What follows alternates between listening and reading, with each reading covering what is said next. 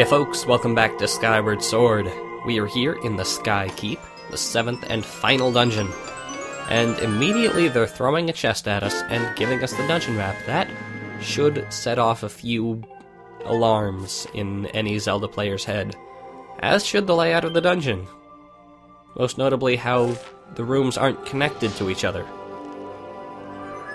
That's a bit unusual, generally, if you want to get around an area that the areas within need to touch. Oh, triangulated, get it?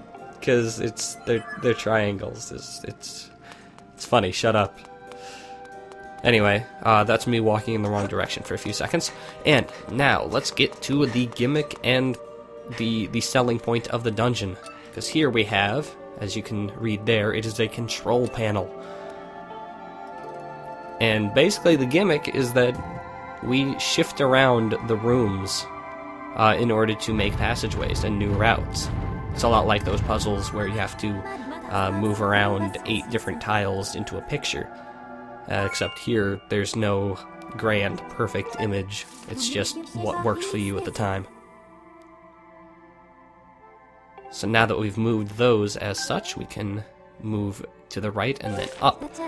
And our eventual goal will be to access all those rooms that you saw had colored triangles on them, those being rooms containing pieces of the Triforce. And once we collect all the pieces of the Triforce, we'll be done here. Unfortunately, that means we have to wade through various other rooms on our passage there. And each of the rooms in this dungeon is styled after one of the dungeons that we've already taken care of. Other than that introductory room, as you can see, we have the Pharaon Woods here, and you will see plenty of others examples along the way. But rather than just completely stealing all the gimmicks of whatever area we are currently visiting, it includes a lot of other aspects from various other parts of the game. Like here, we're using the whip in the Pharaon Woods. Weird, a link, that is not the right way to go. But basically, this is the game's chance to see what it can do with different items in previous locations, things they couldn't do given the restrictions at the time. You can see how they can thematically fit various items in. But on the flip side, that does mean basically every obstacle that we'll run into here has been run into at some point before. We've already dealt with the whip swinging, we've dealt with rope swinging, we've dealt with spiders, and we've dealt with these, as you can see, these spinning drums that were originally in the ancient cistern. We've seen all these before, it's just a matter of putting them in a new light. And overall, I think it works. I think it's pretty fun. It's a nice reminder of everything we've seen. Anyway, those phoenix things are jerks. You're supposed to take care of them with the whip, but good luck getting the whip going while you're stuck on a drum. And anyway, just to top things off, hey look! Those fire-breathing seal anglerfish things from Elden Volcano are back. What are they doing in the forest? I have no idea. Anyway, you can use Mr. Bug to grab a bomb and take care of him. See how they're just mashing elements from everywhere and it actually works? It's pretty cool. Speaking of mashing elements from anywhere, let's use the Gust Bellows from the 3rd dungeon, the mining facility. Although technically this puzzle was used in the Pharaon Woods before, when you were getting to the water dragon and navigating the tree. Of course, this wouldn't be great commentary if I just pointed out where everything was originally from, because you've probably seen them and remember where they're from. But I can reprimand my past self for using this goddess wall before I should have. Really did not need the health refill at this point, and I probably should have waited until I did, because I will pass through this room again. And guess what? I will regret doing this. Anyway, nearly every room, I think every room, most rooms anyway, have a save point in them, so you can stop at basically any room you like. And basically every room is a little miniature obstacle course. You can see there's a gate over there. Basically, every room has a shortcut, so once you've cleared it, you can easily get from all the different exits and entrances that the room has. But you'll have to go through an obstacle course in order to unlock them. It's a pretty neat design. And I remember I've complained kind of before that dungeons feel more like a collection of separate rooms, rather than one cohesive puzzle. And this dungeon is kind of the best and worst example of that, because literally every room is completely different, has its own puzzles, but the dungeon as a whole is a huge puzzle that needs to be solved with all the rooms in conjunction. It's a neat little paradox of sorts. Anyway, we are here in the mining facility room, and this here is just to kind of introduce us to an idea that will be used in a more puzzly kind of way in just a few minutes.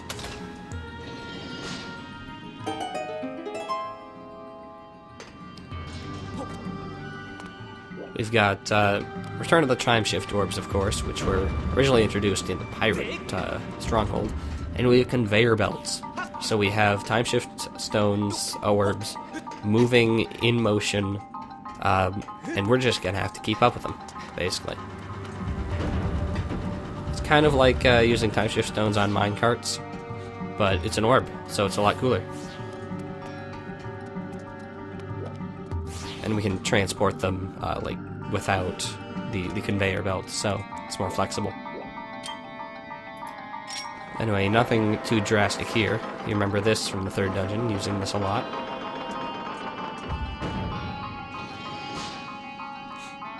But we'll have one twist in just a second if I get over there.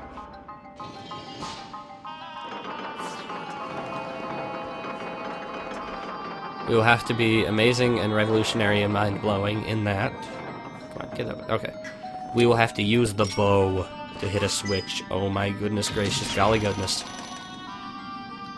Truly revolutionary. So yeah, nothing dangerous there. I don't think there's anything... Yeah, there's an enemy down there, but nothing really on the ground floor worth checking out. Yeah, this room is overall a lot less dangerous compared to other rooms. There are fewer enemies, and they're more just, hey, you done fucked up, do better next time. Anyway, there's a shortcut back to the opening. See? Where'd it go? There you are. And now we have the return of the conveyor belt in a much more awesome way. Kind of like the minecart escapades before. We have it... Oh god. See, this is what I meant when I shouldn't say that now as well. We have the time manipulation moving along, and we have to take care of enemies in the short time frame that is still connected. I don't know if connected's the best word, but in that realm. It's a good idea to take care of the enemies first before taking on the actual puzzle. If you're observant, you saw those kind of those switches up above the conveyor belts that are normally covered by the mesh grate. And the idea is to shoot all of them with arrows as Time Shift Stone orb floats along. And of course it's very forgiving, so it's not as cool as it could be, but it's still a neat idea. God help you if you need arrows, though. Of course, I'm obliged to mention that that switch that we used to switch the direction of the conveyor belt was used in the ancient cistern. Anyway, now it's time for a little more hardcore path manipulation. First one was just an introduction. And overall, these can be rather confusing, honestly. I'm not all that great at them. But the thing to keep in mind is that you are not able to shift every piece from a given room. You saw the way it worked, I would be stuck. Like, you can't shift the one that you're in currently. and depending on where you are, you will have certain pieces stuck in corners. So you may need, if your path necessitates it, you may need to move from room to room in order to properly manipulate everything you want. Luckily, I was using a walkthrough for maximum efficiency, so you won't run into any of that here. See, should have used the Goddess Wall.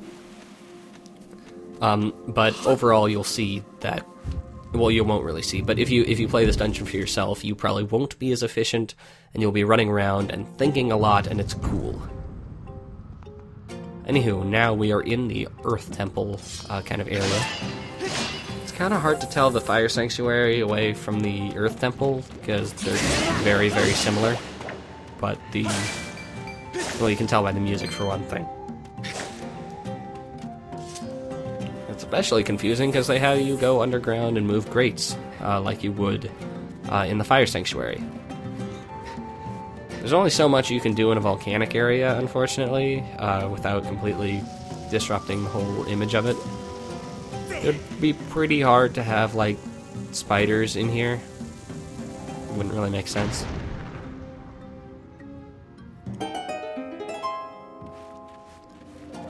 Anyway, move along through here. And you. I had no need for your kind.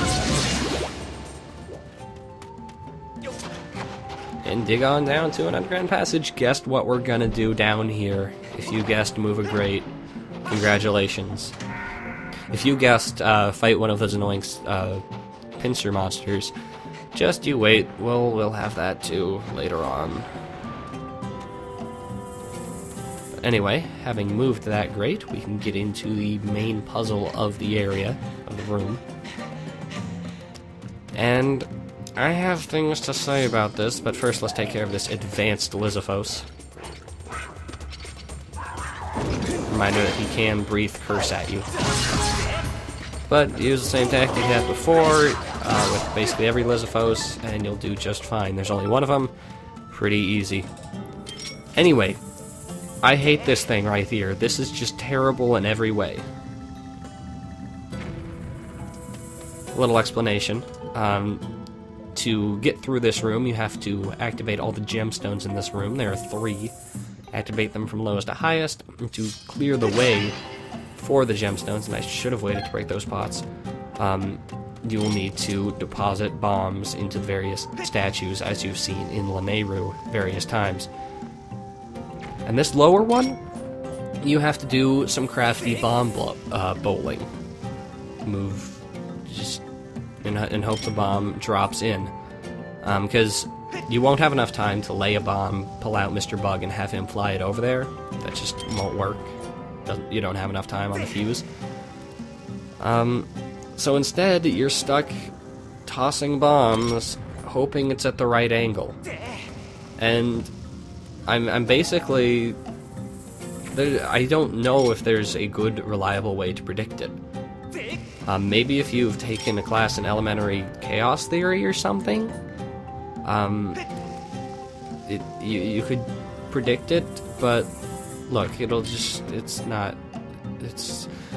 very hard to judge exactly how the curve is curving, given that the texture is more or less the same and there isn't much shading differentiation. And 2, it's just, it's bleh. I would have preferred it if there were like 3 different paths and you had to predict which one would go in properly. Anyway, on the last bomb, luckily, managed to make it in. If you run out of bombs, you'll have to go back to the that room that we crawled into, which had a bomb flower. Overall, that is bad design, because it is down to luck.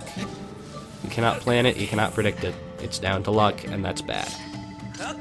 There are ways to make the idea work, but the designers didn't use them.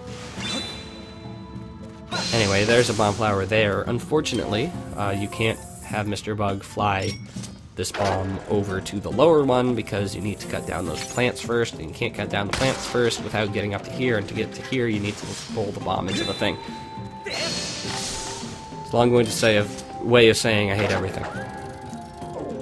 Anyway, screw up and have Mr. Bug get destroyed there. and then screw up again and forget to take care of the trees here. And then pretend that you meant to do it the whole time and drop the bomb into there. For this one, you can just throw the bomb normally with your hands. It's the easiest of the three. No, you fool, you didn't learn from last time. There we go. So yeah, use your Skyward Strike to take care of these things. As far as I'm aware, none of your other items will take care of the trees. If there are other items that'll work, then the bowling's a little less bullcrap. But I tried the bow, I tried Mr. Bug, I tried everything that was logical, so clearly the bug net is the solution. Anyway, once you've bombed all those three, all the gemstones are available for hitting. And as the sign said, you will want to hit them in order from lowest to highest in height. Anyway, it can be a little tricky to aim Mr. Bug to the lower one. So it may be worth your time to just drop down and hit it with your sword. You can hit the switches from basically anywhere in the room. You don't need to be up on the upper platform anymore. But it's just so much cooler this way.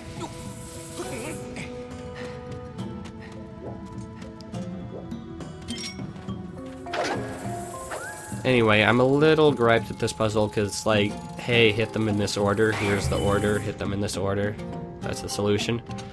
Unlike, say, the puzzle in the Lanayru mining facility, where they had a little visual cue on the other side of a chasm to show you which order you needed to hit them in. Or in like Ocarina of Time, where it's like 23 is number 1, and you have to remember for a few rooms. Here, it's just like, hey, here's what you do. Do it now. Anyway, having opened up that gate, we can now dig again. And this just gives us access to the other side of that underground passage that we were in before. So now we can hit the grate back and hopefully access a new area.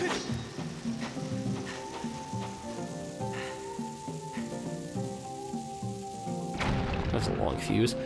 Anyway, bomb that side, and you have passageway back to the first, like, side of the room.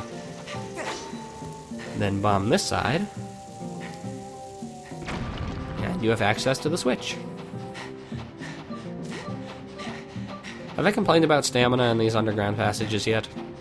Because really restricting to have stamina limits down here. I noticed that you can't catch up to bugs that are running around with the pincers. Still, I just want to dash, and it's honestly, this whole area reminds me a lot more of the Fire Sanctuary than the Earth Temple. And I didn't like the Fire Sanctuary all that much, apparently. I thought I liked it, but apparently I don't. Anyway, that new great opening opens up. Hey, look, it's time to fight guys with pincers. I ate everything. This is the last time, I swear. I swear, this is the last time. Anyway, there are two of them. One over here and one over there. And the way the room is laid out, you really only have to worry about one at a time. If they actually made you deal with two at once, then maybe it could be crafty and difficult and tricky. Also, I can't. I want to hit it, but I can't. There we go. Yeah, turning Link around in these narrow passageways is frustrating, and I'm aware that it makes physical sense, but it's still frustrating. Especially since in other crawl spaces, he can turn around 360 degrees.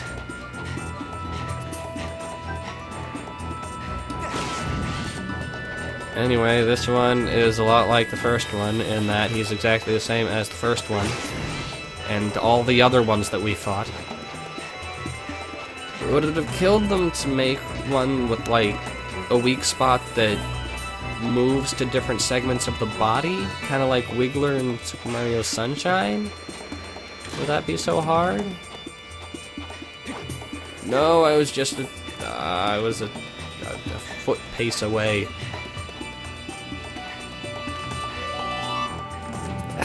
These guys suck. I don't want to be angry for this, because it's like my favorite dungeon, but this room in general, basically everything about it is not very good.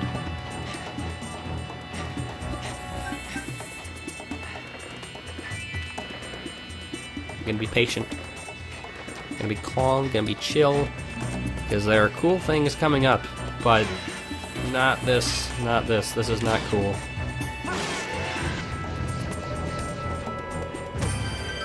Anyway, now that that is taken care of, those gates have been opened.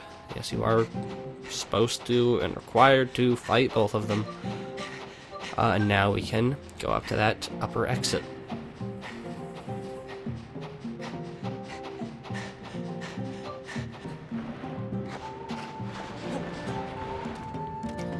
And that leads us to another control panel, but we actually don't want to use this one. For the sake of our master plan that we totally didn't steal off a walkthrough on the internet. Ooh, fairy. For our master plan, we will actually not want to use that one.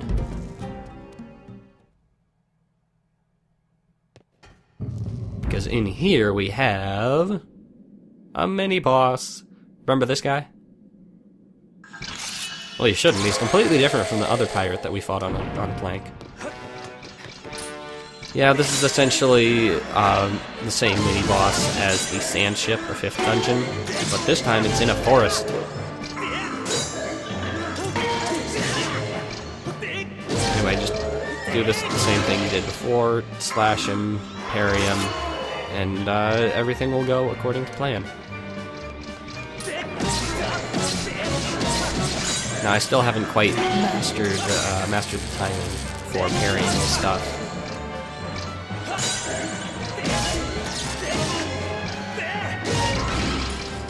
Jump slashes are actually really good against them. They get a lot of distance. I would highly recommend them. If you don't know how to do a jump slash, they're a little trickier in this game. You gotta Z-target, then hop with the A button, and then do a slashing motion to do a jump slash. Yeah, and you can see the timing there. I think I was also getting frustrated, and I was kind of moving my right hand as well as my left. I was slashing when I didn't mean to. But overall, not too tricky. It's nothing we haven't seen before, but it is still a cool fight. Anyway, let's claw shot over and open this chest, which contains a very unique item for this dungeon. That's a key. It's the only key in the dungeon. And the thing to note is that this door over here would be like locked off with one of those you need to do a thing to activate this door kind of grates up until you beat the mini-boss. So you cannot like do things properly until you beat the mini-boss. It's a way of forcing you to get the key. What am I trying to say? You can't get the key without fighting the mini-boss, because that door will be locked until you beat the mini-boss. And to get the key, you need the key in order to get the Triforce of Courage, which is what we are going after right now. And here we are in the underground section of the Ancient Cistern. It's pretty cool. It's pretty rad. I really like it.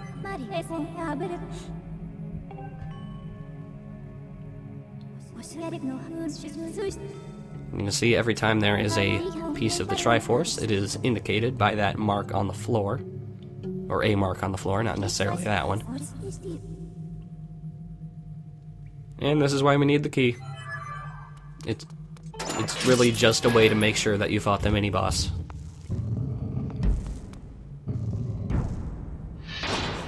And so we have kind of a little mini trial to make sure that we're worthy of the Triforce of Courage. It's like, we need to solve a puzzle to get there, basically. Except it's not a puzzle, it's a combat gauntlet.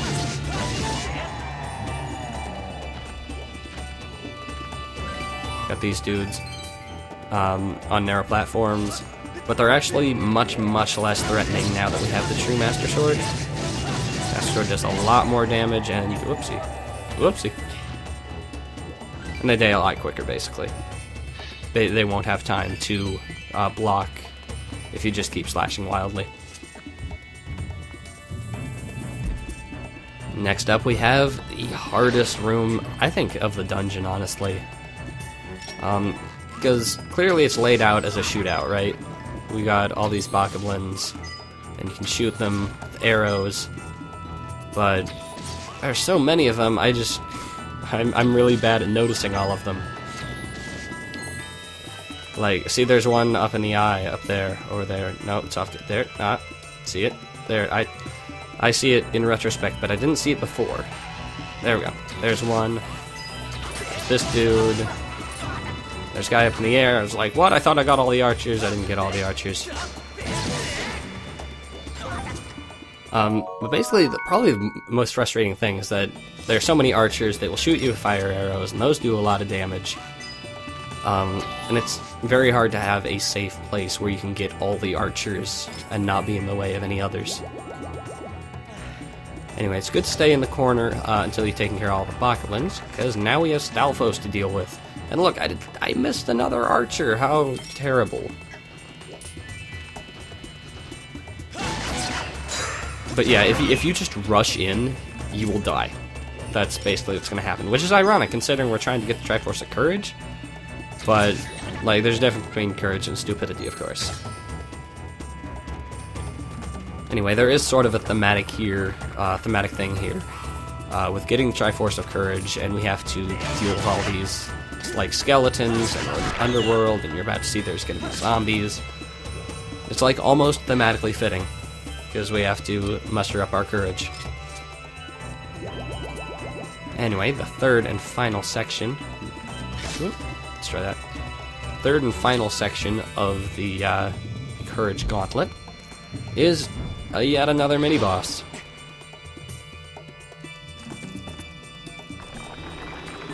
Now, I don't remember if we've run into these guys before. I want to say we have.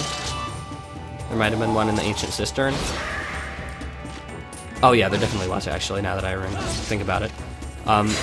But it's these Super Stalfos who will eventually gain 2 more swords with which to block. But this guy is made much more frustrating in that he has a bunch of zombie bokoblins around. And while the zombie bokoblins aren't dangerous, they can latch onto you and prevent you from moving, which makes him a lot more dangerous. Anyway, get 2 more swords. As with basically every Stalfos fight up until now, the best thing you can do is to stay calm. And when in doubt, have your shield up. Because, you'll get your shield blocked and a little bit damaged, but you won't get, like, gang raped, basically.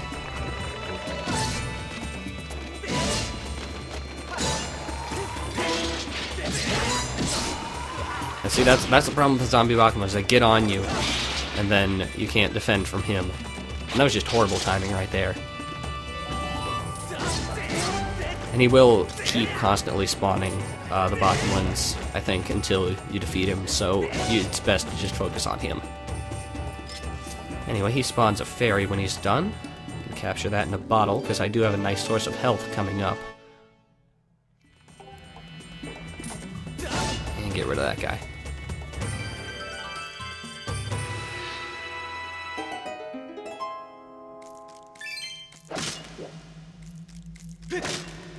He might have a finite source. He might just have to deal with those skulls, and that's it. But just focus on him. It's a much better plan. And here we are. We can now access the Triforce of Courage.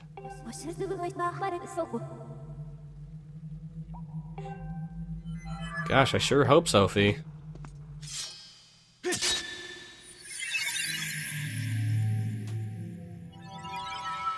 Anyway, one last hurrah for the Silent Realms. The pieces of the Triforce are, in fact, within them.